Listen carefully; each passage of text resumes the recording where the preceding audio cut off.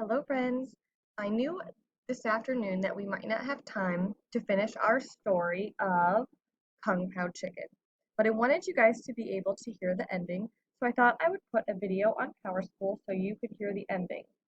As we know from Chapter 7, they have captured Granny Goosebumps and stopped everything she was doing, from tricking her other friends to making the cookies to the sweaters and making all of those chickens lose their feathers. So in Chapter 7 at the end, Uncle Quack has called the boys to the lab. So that's where they're headed, to their Uncle Quack's lab. And he says there's something very important that they need to listen up to. Plus, they still have to solve the problem of making sure all the chickens get their feathers back. So they have one more loose end to kind of tie up. So now it looks like they're going to figure that out. So we have Chapter 8, How the Cookie Crumbles. Uncle Quack had created a glowy milk. He had dunked himself in it, and now his feathers were back fuller than ever. But he didn't know how to get the milk to all the other naked chickens. It's up to you now, boys. I have an idea. Are you naked? Follow us to Professor Quack's pool party. Lost your feathers? We can fix that. It's Kung Pao Chicken. There's Ed, too, our new hero. Granny Goosebumps had been caught, and the naked chickens were about to regrow their feathers. Kung Pao Chicken and Egg Drop could be ordinary chickens again. Benny, I'm stuck. Help me get this leotard off.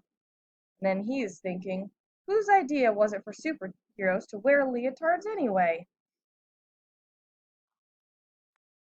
Gordon and Benny joined Uncle Quack's pool party. Soon all of the naked chickens had been dunked in the pool of glowy milk. They showed off their fine new feathers. Then you have more of those onomatopoeias, the poof, poof, poof, poof. You can thank Kung Pao Chicken for your new feathers. We have Philadelphia Pool Party.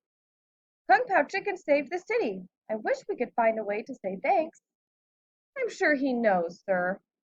Benny says candy corn might be nice. So he's kind of out of his superhero costume, so now nobody knows that he's Kung Pao Chicken. Gordon and Benny rode home as fast as Gordon's chicken legs could go. Mrs. Blue met them at the door. Gordon and Benedict Blue, I should take away your big wheel. But Uncle Quack called and said you had dinner at the lab, and he said you helped those poor naked chickens I saw on the news. So you're not in trouble, but next time you had better call me. We will, Mom. He's thinking, it's not even my fault. I can't even have a phone. Then she gave them both a kiss and sent them off to bed. Gordon and Benny sat on Gordon's bed. They talked about everything that had happened that day. Gordon was proud to finally be a real superhero. Suddenly, Gordon's tail feathers began to wiggle.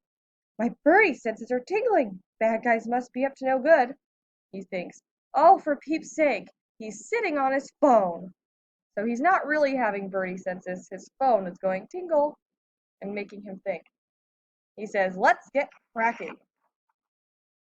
And that is the end of the story. And then you see how they have Granny Goosebumps all tied up. And it says, please take me to jail. Kung Pao Chicken and Ed. So kind of funny, they just left her with the note. That is the end.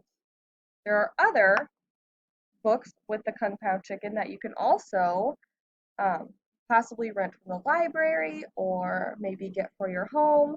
They're really fun books, and they have this little branches logo that show that they're great for those of us getting into beginner chapter books.